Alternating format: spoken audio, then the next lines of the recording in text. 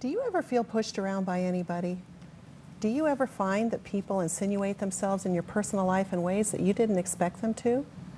Do you ever feel disloyal because you don't agree with the way that other people think and you don't have the same feelings and thoughts as they do? Today we're going to be talking about all of these as boundary issues here on This Life.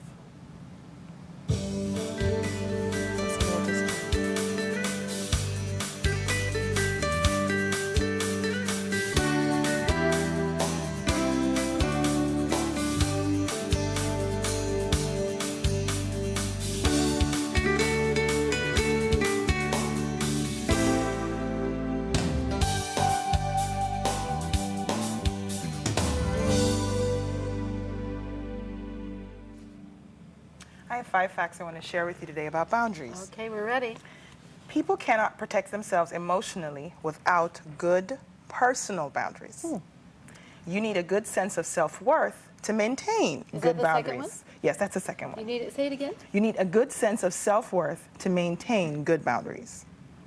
Number 3, intact boundaries help us create appropriate distance from people and have close relationships with people. Intact. Oh, wow. So like a fence will make you better neighbors. Yeah. Yes. Intact versus Not being out of intact. A healthy boundary defines where one person finishes and another person starts. And the last one, boundary violations are often involved when we are angry with other people. Boundary violation.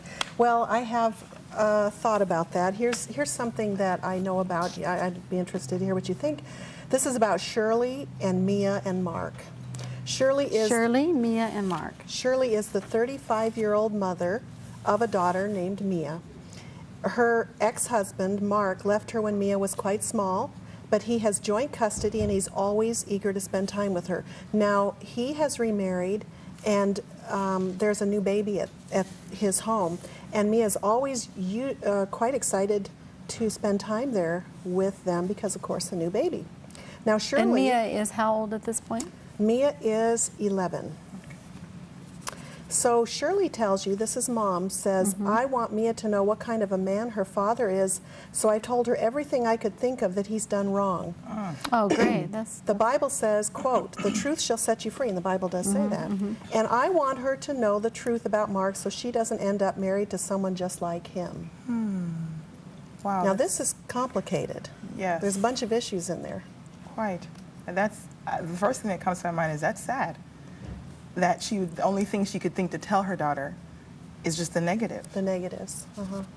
And I'm thinking also that I wonder if she's old enough to be able to tolerate that. Yes. But let's talk a little bit about boundaries and what we're talking about before we go on, because they're different things to different people. Right. We've got some slides. So here we've got boundaries. This is a definition. An invisible line that distinguishes and protects me and what is mine from you and what is yours. So it's something that we can't see, but it's some invisible barrier. Now, if we look at functional boundaries, a different kind of boundaries on this slide, usually there is a role for husband and wife, which is an intimate partnership, and that's different than the executive role or parental role where mother and father or caretakers are still over and above the child. They have more power than the child, and the child's in the dependent role. Right. Well, now what happens when we've got a discussion of how this family has happened? Look what happened in this family. We've got Mia, who moved from the child role up to a higher level, more of a parentified kind of a level, huh? Yeah. And Well, Dad, but let's talk about that, because we're talking at a very sort of It's high very level. abstract. Very abstract. Okay. So we have a mother and a father, and we have a child, Mia. Mia. Okay. And she is in a child role, a dependent role. Yes. Okay, how did she move from the bottom, where she's in a dependent role, to the top, where she's almost on the same level as the parents? Good, good, good. So mother shared with her information that should only be shared with another parent or an intimate Such partner. As things that her father had done wrong. In the Maybe relationship. personal issues that We don't know, and unfortunately, this happens a lot. Yes, So it this does. child actually becomes another adult. Another adult. A sort of friend with her mother, which the child probably Confidant. loves at the time. Doesn't know Absolutely. that this is actually taking away her childhood. I don't know And- if they necessarily love it, because I think at 11, if you're just thinking about toys and there's a new baby and you want to, you know, Yeah. it becomes a burden in the sense that, you know, I'm being foisted out of my just being a child, playing and going over, hang out with daddy. Now that I'm going to make judgments about daddy and judgments about daddy's wife. So for some children, yes, they may think, wow, you know, mom thinks I'm mature. But for other children, I think they might just turn the other way and just like, I don't want to hear this. I don't want to be dragged into the middle of this, you know. And if we don't even know how she already has been feeling about the relationship with her father, the new wife, a new baby, to then have that added to the mix. Well, what we do know, though, is that children do whatever it takes to win the joy of their parents. So if being parentified is making her mother happy, then that child, Mia, will probably do it. Whether she likes it or not, she'll probably do it. Kids know, too, if their parents need something from them. Even Yeah. if they don't say, I need you to listen to me, and I need you to be on my side. Yes, they do. Kids know that. Yes, they So do. we're talking about boundaries, and the case that you've presented, Barbara, is one with a parent, two parents, and a child. And now this child is in this place of being parentified, meaning elevated. So now we've got the situation. So we've got boundaries that are about the improper role of the child. And then there's the boundaries of what kind of information should be given to the child. So, wow. I think I struggle with, I know this relationship well, because my parents split when I was young. Really? Yes, and I was a parentified child. I didn't know what the word was. Sure. I discovered it about 3-4 years ago.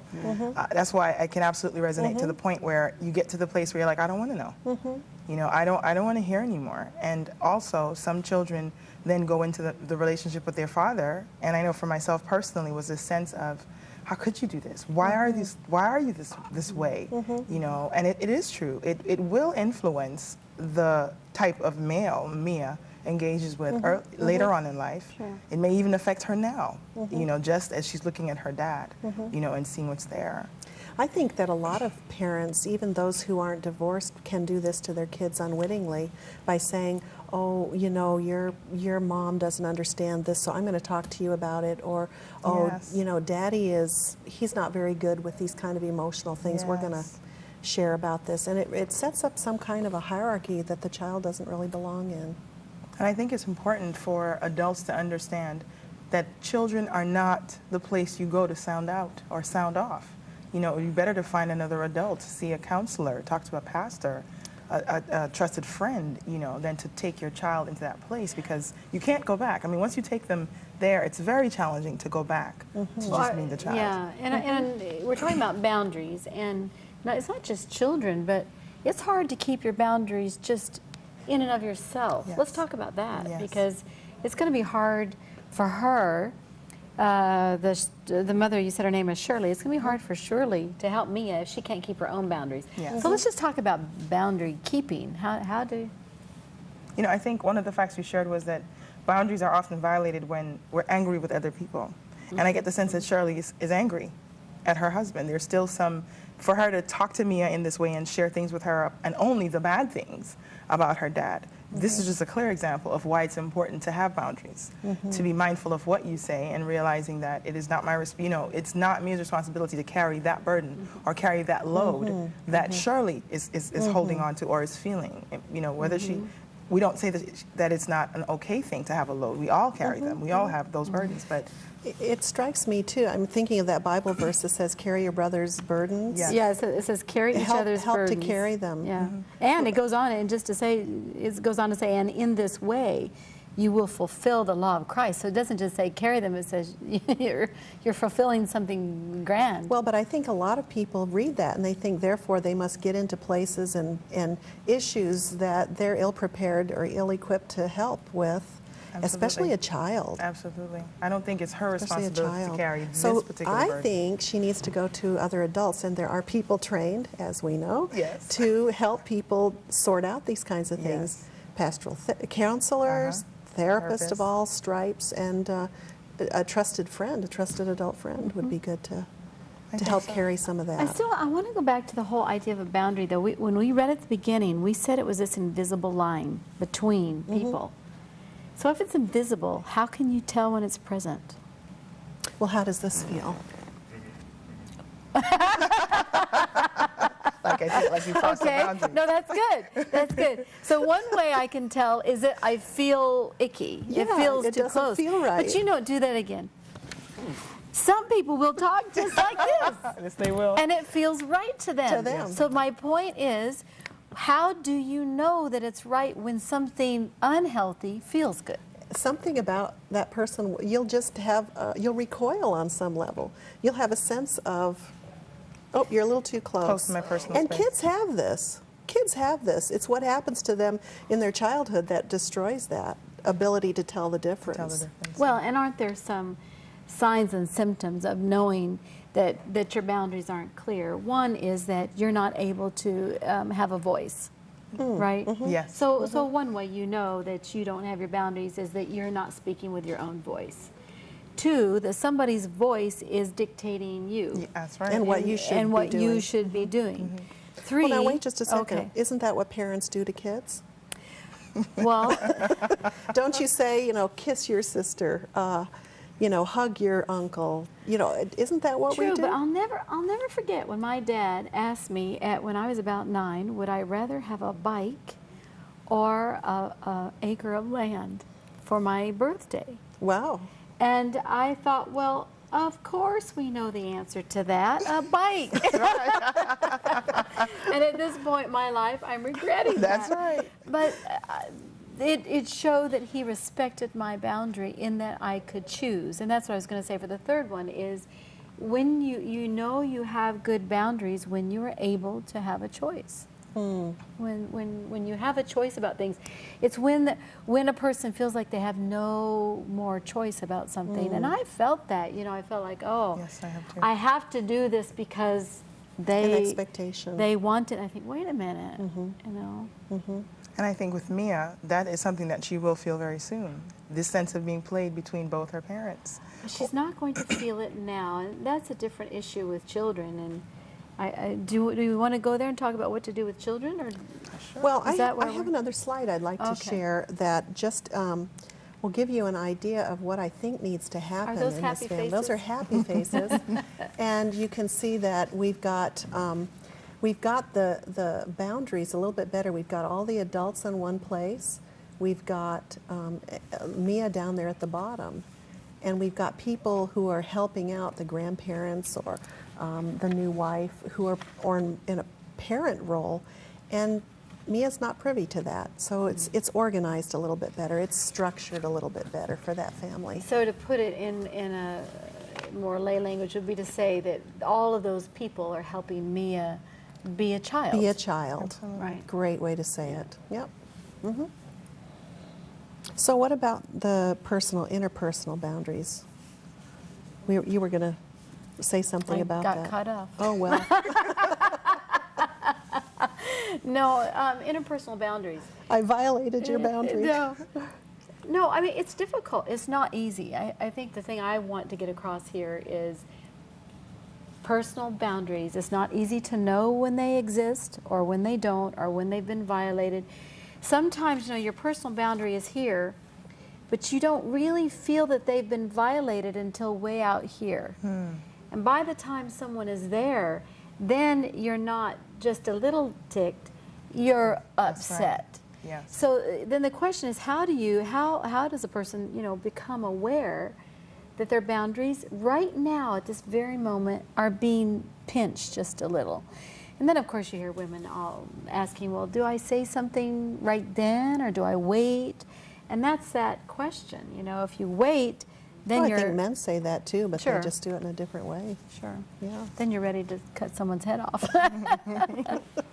Well, I think what I'm hearing also is that it is not too late to identify where your boundaries begin and where they end. You know, I think it's important to read. There are books out there to help you understand. And I think for me, growing up in that whole parentified relationship and then getting older and then being rebellious and resentful of that, wanting to be my own person, took a long time for me to actually put the language with that because I didn't understand what that unease was.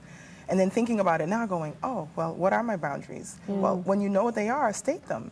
You know, I think people will respect you if you're able to articulate, this is who I am. This for me makes me uncomfortable. When you use that tone, that makes me uncomfortable. And I want you to tell me if the way that I speak to you, Now, can we do or I that come right into now? your presence. Can we role Yes. play? Okay, all right. Let's say I don't like something. Do you, what you're wearing, what you're saying, what? Choose something. You don't like my hair. Your hair. Oh, I love your hair. I love your hair. Okay, but let's go with that. Yes.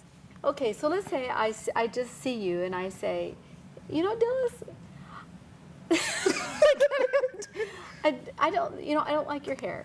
Well, Carla, thank you for sharing that with me. I'm sorry it makes you feel uncomfortable, but this is me. But let's say actually it Makes me angers upset. you. Yeah, what would you say if I said something that angers you?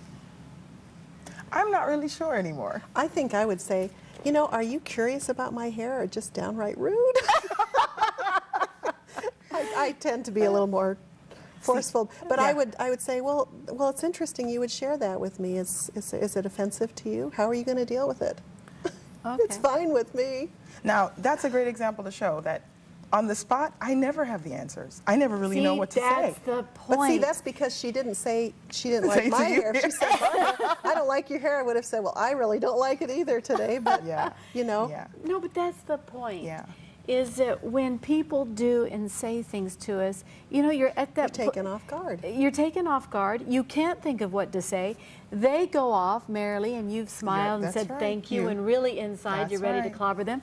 Then they get away, and then you're thinking, well, try saying that again. That's right. Because Now- you've planned the and whole now you conversation. know. Now That's you know. right. Now you know. Now That's you a great know. example of demonstrating. Well, you know, this identifying your boundaries. morning I was in a conversation with someone, and it was about as far as you and I are, Dilys, and I started talking about something that apparently he didn't want to know about, or didn't. He was finished with the conversation. He just turned in his seat and turned his back to me, and I said, "Are we finished?" Wow. I was stupefied. Yeah. I was just dumbfounded, but I was angry too. You know, Because it that was definitely was complete dismissing of the dismissing. rest of the conversation. Yeah. Right. Yeah. Now, from a Christian perspective, Yeah. boundaries, especially when we looked at the text that we just shared from Galatians 6:22, saying, you know, we should carry each other's burdens. I find in the church or community where we don't always carry each other's burdens because we don't tell everybody what our burdens are, but there's an expectation that we should carry one another's burdens. And then their people put up their boundaries are so high or so far out that you can't even help. You know, how do we take this text into consideration, think about our invisible line, but still be meaningful and helpful in the Well, journeys that we carry? One of the things we think carrying another's burdens means, oh, tell me. Yes. You know, it's almost like, you know, I want to know all the rumors so I can Right. pray for you. Right. When right. really we're just being curious. Curious. Yeah. You know, something else that I've seen that people do is they'll say, well, you know, tell me your issue so I can therefore manage your life. Exactly. Tell me what the problem is because I have the answer for you. And that's irritating. It is. And it's also important to be able to go, I think for me, in my role, when people come to me and tell me things, I'll say, I don't think I can handle that or help you with that. Let me refer you to someone or let me recommend someone else to you. And I think as you're learning and understanding what your boundaries are, you'll start to go, well, am I wanting to know this because it's make me, you know, I'll be in the know, or because it's really going to be something that I'm praying about and where I want to help someone, you know, and I think that's important to identify as well. Well, and important also to practice. I know recently I was talking to a friend of mine who I say, you know, I want to learn to be open and honest and talk back and forth. And so I came out and they said, you know, I don't like your perfume. And I said, wait a minute. And he said, well, I thought you wanted me to be honest. And I said, well, not so soon. And it was fun, actually. He actually then said to me, well, how long would you like? Oh, I said, I don't know, 10 minutes, 15 minutes. Or a warning. Or a warning. Uh-huh. But the fun part about that was learning to laugh and work through the process of setting a boundary was fun, rather than getting all, you know, upset about it. So here's something that just hit me. Yes. In our society today, when we live in this virtual community where everyone's sharing everything, there don't seem to be any boundaries. Right. Because you can find out anything you want to know pretty much about anybody by just clicking on their Facebook page or putting their name in and Googling them. You'll find out things that you may not want to know. And in their desire to be authentic and transparent and open and wanting to be known for their real, I want to be known for my real self. I don't want you to judge me. I don't know that a lot of, especially young adults, realize the blessing of a boundary and the importance of having personal boundaries and having privacy. And it's hard, I think, for older people to understand, well, why are you all putting all your business all out there that way? And that's what the younger adults are accusing and complaining about the older adults, saying you all are too private. So boundaries in that respect can be seen, and for one, not necessary, and for the other one, it's actually keeping you away from having real and authentic relationships. Great point. I was going to just say too, and you were asking Carla, what do we do about boundaries? I'm thinking it might be good to ahead of time make some rules for yourself. Yes. And for the many times when I don't know how to respond, if I can make a rule for myself that I have to think about something overnight before I make a response to it. For me, that's helpful because I'll pop off with something that'll be offensive. And so that helps me maintain boundaries without violating someone else's. And the other thing is, in terms of, we see this as in an educational facility of being a teacher and having students want us to do something that would be outside the scope of what we do. Help me, help me, help me. And if we don't think carefully about that ahead of time and put limits about what we will do, we get resentful. That's right. We get over-involved. Our behavior at the end is worse than the beginning if we say no. Yes. Well, and just to go back to the text, Galatians 6:22, that talks about carrying each other's burdens. That is not suggesting, in the context of the text, that you then must know everything and manage everything, manage it and solve it. Carrying it, I'll never forget our dear friend Will Alexander, who talks about carrying like this. It's that you let things come and you let things go. They come and they go, and you carry, not in that you carry this way, you carry in that you care. But the carrying actually also means letting go. We haven't talked about how it affects us physically, the whole issue of boundary keeping. Stress comes to mind. Stress. Because you're carrying Exactly. somebody else's burden. Right. Well, speaking of stress, we have some questions that have come in through email. So let's look at these. How do you know when boundaries are healthy rather than too strong or not strong enough? How do you know if they're healthy? I'm using that rule I have for myself to think it. carefully. Well, don't think too long because we'll have too much space. Well, you know what? I would guess that people need to have the freedom to say no, but they also need the freedom to say yes. Because there are people whose lives start off in a really disadvantaged way, and the only way they can survive is to say no, no, no, no, and eventually they can't say yes. They can't invite anyone in closer.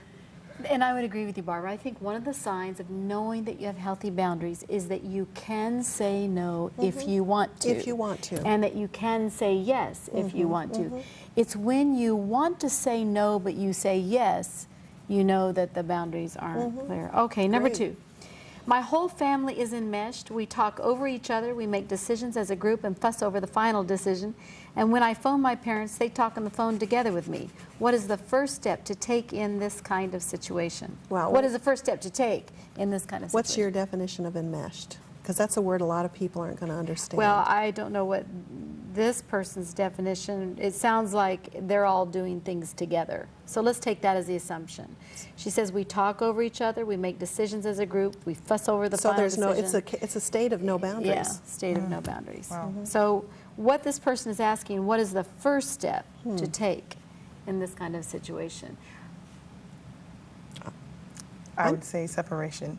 Making some distinction between what are the things that we talk about as a family and what are the things that we don't talk about as, a group conversation.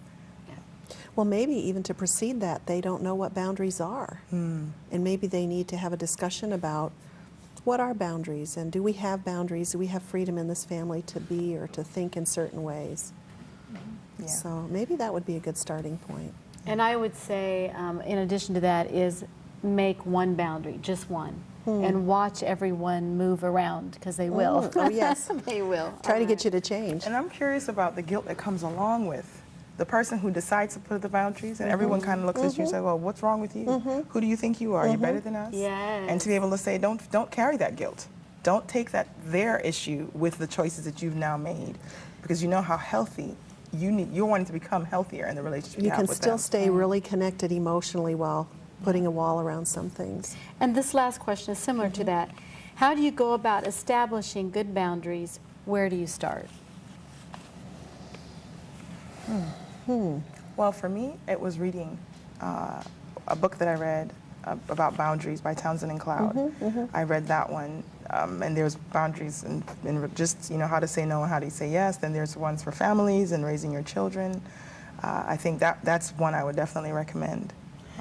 I would recommend journaling, because you are most honest with yourself when you're journaling, and when you will sit and write, you find out what you really want. A second thing I would say is that you sit and think about, what is it that you would say if you could say it. Every time I hear somebody say, oh, I wanted to say, then I say, well then, Why didn't you? say it. Yes. So what is that thing you wanted to say, should have said, try saying it. And I have nothing to add. Those are great. I'll think of mine tomorrow. I've given it 24 hours. Oh, my word. The question that wasn't asked, that I think is a good question to talk about, is what are the dangerous signs, or what happens that's dangerous when you don't set boundaries? Boy. Well, all kinds of child abuse can occur. Violence can occur. Hurt feelings. Depression. Spiritual difficulties. Absolutely. Depression. Stress manifestations in the body. That's right. Absolutely takes over you physically, changes your life. You don't like to be around those people anymore if you can't Right. maintain yourself. Right. Well, ladies, we've had a really great time today talking about boundaries. I know I relived some of my own issues as I was hearing us talk. But what I think is a take-home today for our audience is that it's good to spend some time reflecting, on your connections and relationships with people, and make determinations that it's okay to say yes, it's okay to say no. Journaling is also very helpful to identify, how you're doing in the relationship and situations that you're in.